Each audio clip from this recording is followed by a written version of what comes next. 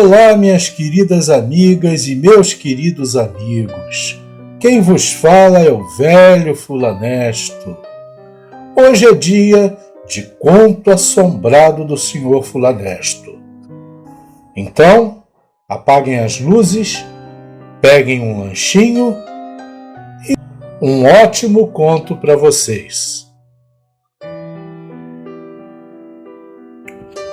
Resposta de Renato ao conto Confidências de uma Psiquiatra. Mistério resolvido? Não desças os degraus do sonho para não despertar os monstros. Não subas aos sótãos, onde os deuses por trás das suas máscaras ocultam o próprio enigma. Não desças, não subas, fica. O mistério está na tua vida. E é um sonho louco este nosso mundo. Poema Os Degraus, de Mário Quintana. Disse que um mistério é tudo quanto está além da capacidade de discernimento da mente ou apartado do conhecimento humano.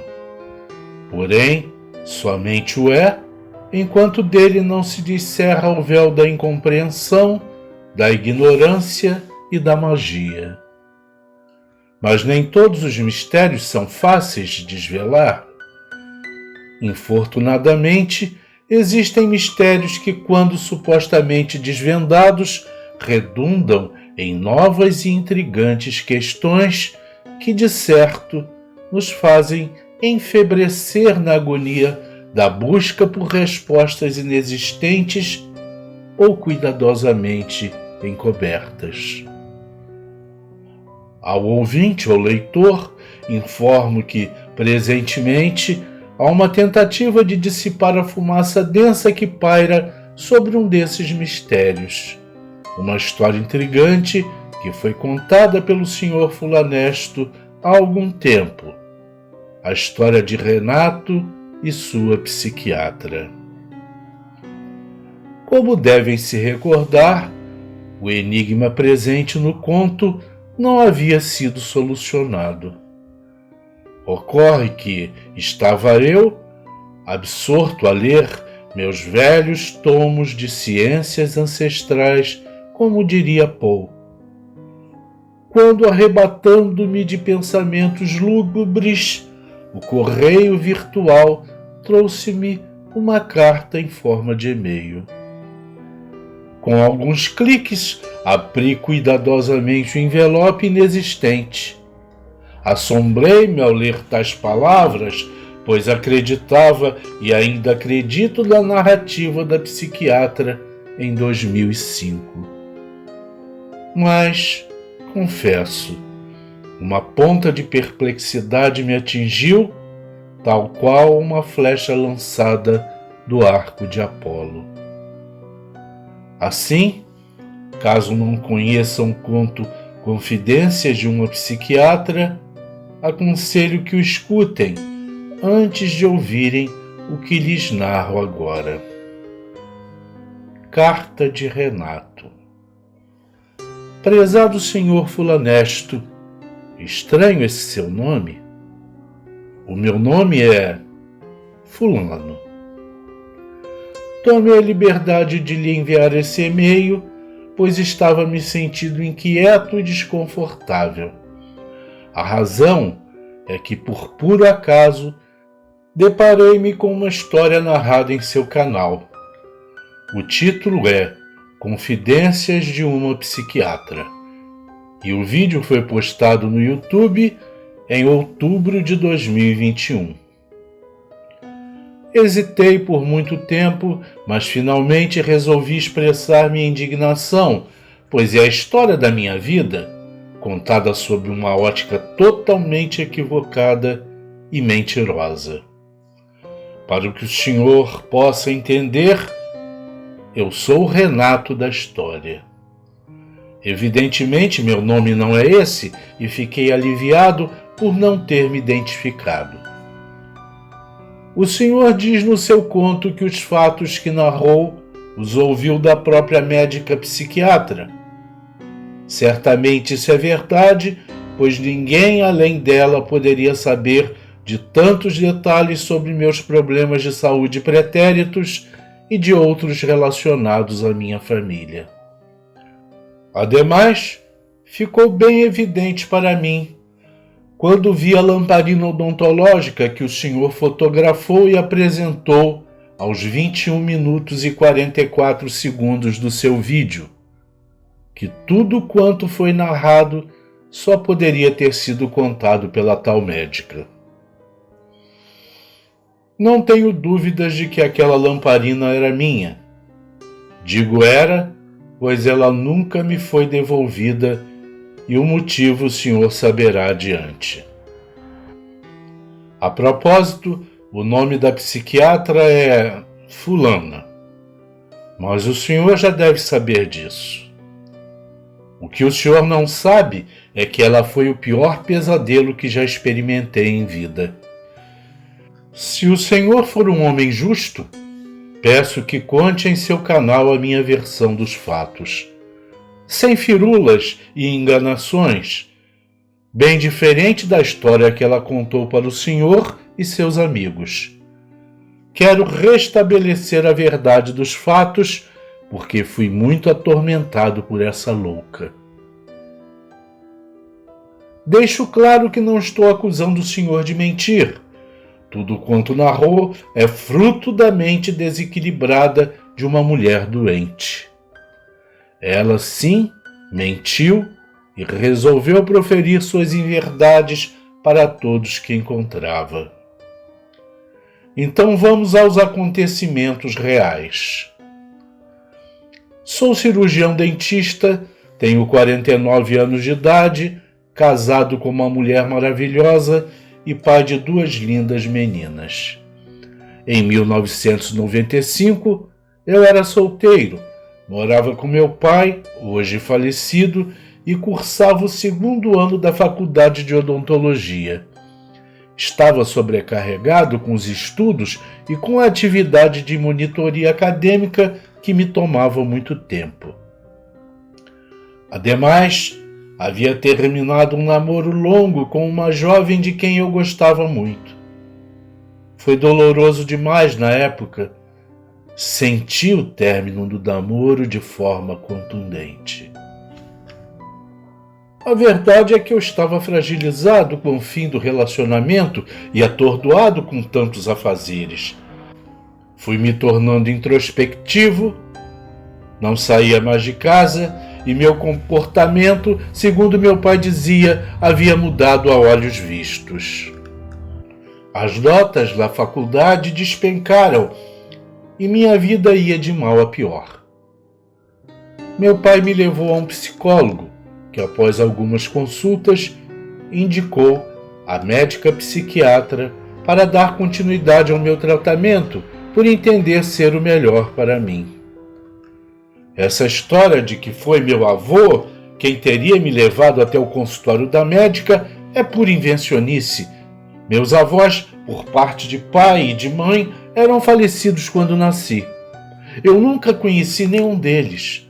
Aliás, em 1995, minha mãe também já era falecida e, portanto, eu só tinha meu pai. É fato que minha primeira consulta com ela se deu em 26 de maio de 95. Era uma sexta-feira, lembro bem, e a atendente da doutora, que aqui vou continuar chamando de Adélia, tal qual em seu conto, havia faltado naquele dia. A médica estava sozinha no consultório para atender os pacientes. Fui o último a ser atendido e ela demonstrou ser muito atenciosa. Eu diria que foi mais atenciosa do que se poderia esperar. Era uma mulher muito bonita, com seus 40 e poucos anos de idade na época, bastante atraente. Eu me recordo de ficar encantado com a sua beleza. A consulta ocorreu normalmente, sem qualquer ocorrência extraordinária ou importante, a não ser pelo fato de a sessão ter durado mais de 3 horas. Ao final, ela me prescreveu alguns remédios, me entregou umas amostras grátis, marcou a próxima consulta para o dia 29 de maio, a segunda-feira próxima. Eu paguei a consulta e fui para casa sozinho. Como o senhor pode constatar, eu não estava acompanhado de meu avô e também não morri em 26 de maio de 1995. Ademais, daquele dia, não presenteei a médica com uma lamparina odontológica. Ao menos naquele dia. Muito menos houve qualquer acidente nem o falecimento de meu avô, que, como disse, já era falecido. Porém, algo começou a acontecer já no dia seguinte à consulta. Eu e meu pai estávamos em casa quando o telefone tocou. Estranhamente era a psiquiatra. Disse ter ligado para lembrar-nos da próxima consulta, que eu não poderia faltar.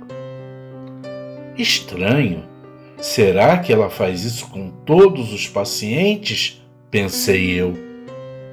Mas não dei importância. Meu pai agradeceu e desligou o telefone. Resolveu que iria comigo na consulta da segunda-feira. Ele havia notado algo diferente na ligação, mas não sabia o que era. Portanto, não foi a minha avó quem atendeu a ligação telefônica da médica. Não houve enterro algum nos dias que se seguiram. Tudo mentira. Minha consulta estava marcada em sua agenda para o último horário daquela segunda-feira. Eu compareci com meu pai, que ao conhecer a Adélia, esqueceu-se de tudo e ficou papeando com a atendente. Entrei no consultório e foi aí que tudo começou. A psiquiatra pareceu mais interessada em me contar sua própria vida do que em cuidar dos meus problemas. Discorreu sobre suas questões emocionais e como estava carente pela frieza com que seu marido a tratava. Estava mais bonita do que nunca, extremamente sexy e insinuante. Era a fórmula perfeita, 2 carentes que se complementavam. Nas semanas seguintes, nossos encontros se tornaram mais tórridos do que terapêuticos e bastante frequentes. Obviamente, ela não cobrava mais pelas consultas, o que deixou meu pai confuso. Porém, nesse ponto, ele e a Adélia já tinham um caso e ele não estava muito preocupado comigo. Afinal, eu estava sendo tratado. A médica dizia a meu pai que eu não poderia parar com a terapia sob o risco de piorar. É claro que ele acreditou, porque não confiaria numa psiquiatra experiente e bem afamada. O tempo se passou, ela me enchia de carinhos e presentes. Quanto a mim, eu a amei de verdade. Nos apaixonamos e, como o senhor pode imaginar, nosso relacionamento estreitou-se ao ponto de nos encontrarmos quase que diariamente em seu consultório, com exceção dos finais de semana. Durante quase 4 anos, eu lá compareci, sempre no último horário das consultas, e é claro que a Adélia percebeu nosso envolvimento. O caso entre a Adélia e meu pai durou pouco, e ele não me acompanhava mais nas sessões. Entretanto, um fato me aborrecia demais. A médica se recusava a romper com seu marido, e isso foi me deixando cada vez mais irritado.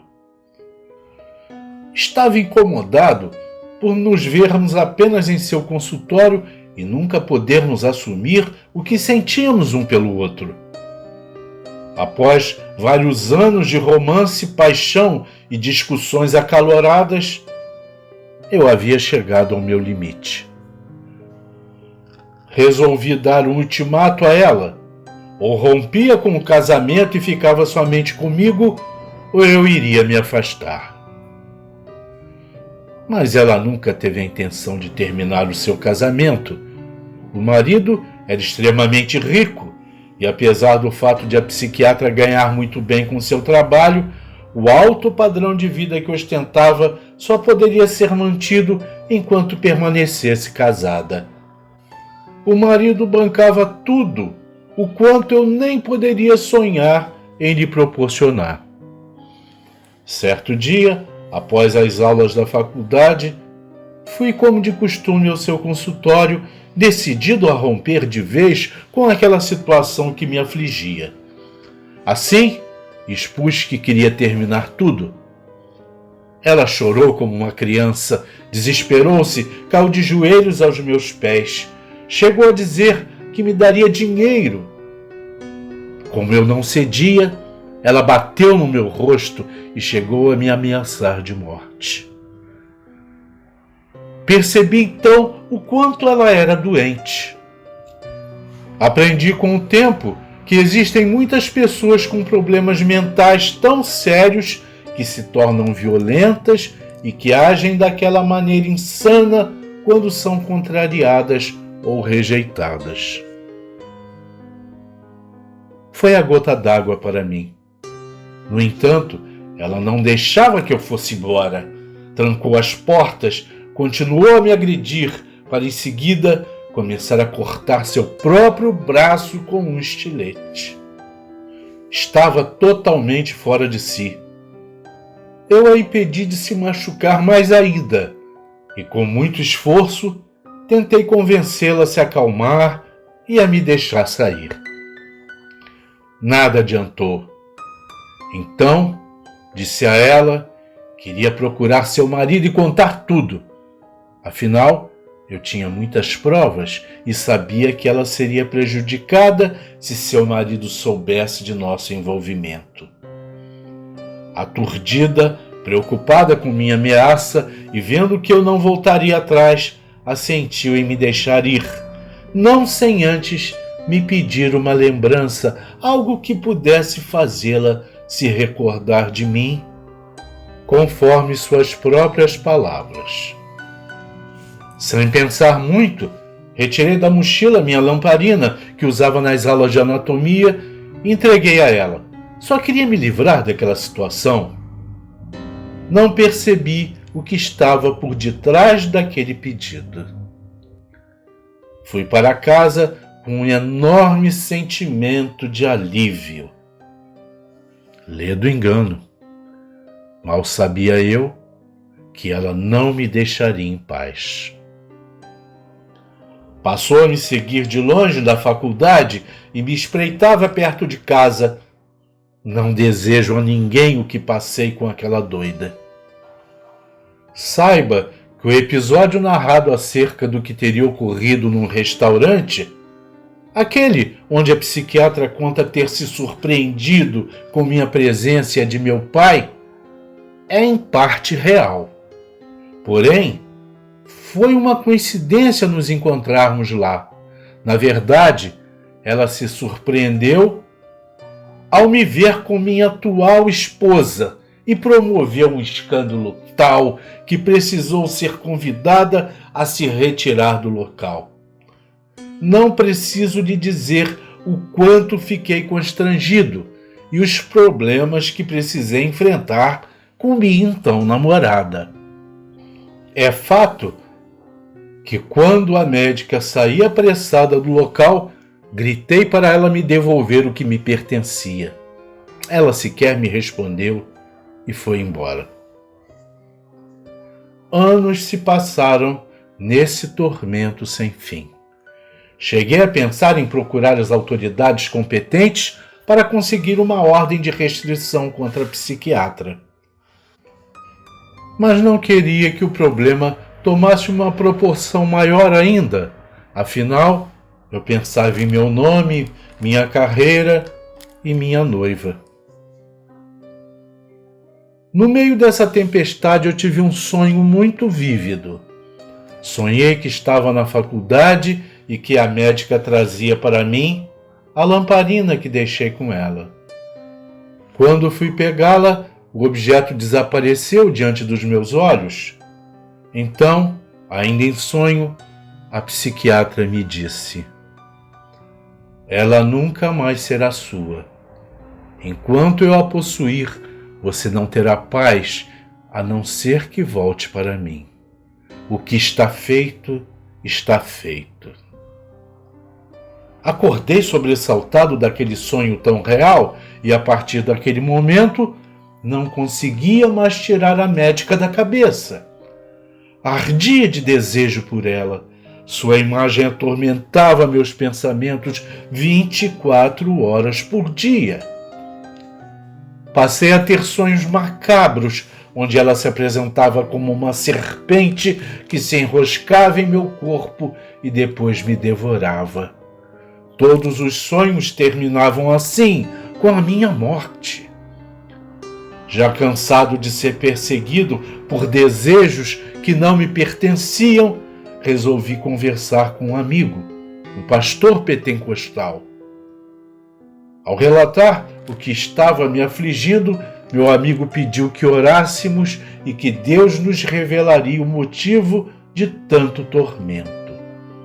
Assim fizemos. Durante alguns minutos, meu amigo ficou em silêncio e, voltando-se para mim, revelou: algo que lhe pertence e não está em seu poder foi enfeitiçado. Uma mulher pagou muito caro para que você fosse acorrentado espiritualmente e emocionalmente a ela. Você sabe que objeto é esse? Indagou-me o pastor. No mesmo instante, me lembrei da lamparina.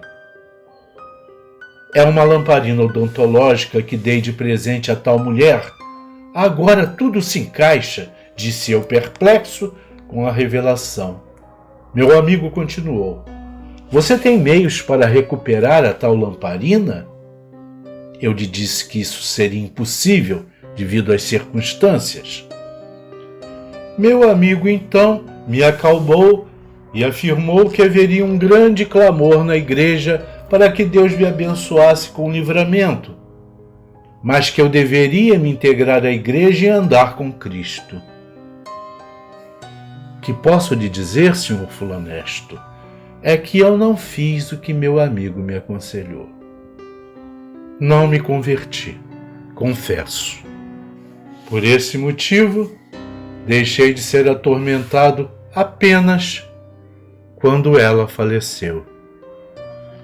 Sim, ela morreu e nunca me devolveu o objeto. Acredito que seu falecimento tenha desfeito qualquer trabalho que ela tenha intentado contra mim. Aliás, foi por causa de minhas ameaças de contar tudo ao seu marido que ela inventou a história que o senhor narrou em seu canal. Tudo por medo e para confundir a mente de quem viesse eventualmente questioná-la quanto ao nosso romance. E a única pessoa que conhecia a verdade, Adélia, eu soube que desapareceu sem deixar rastros. Percebe onde me meti, senhor fulanesto? Hoje vivo feliz e não sou mais atormentado.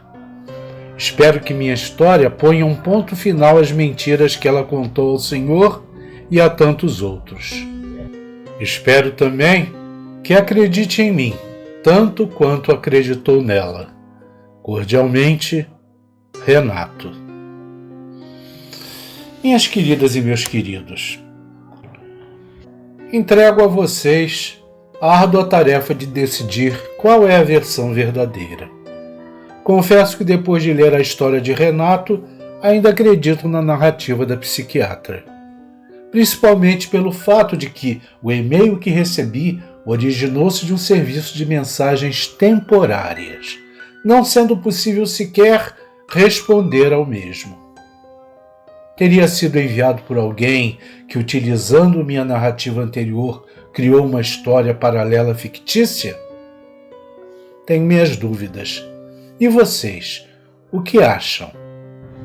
Obrigado por assistir.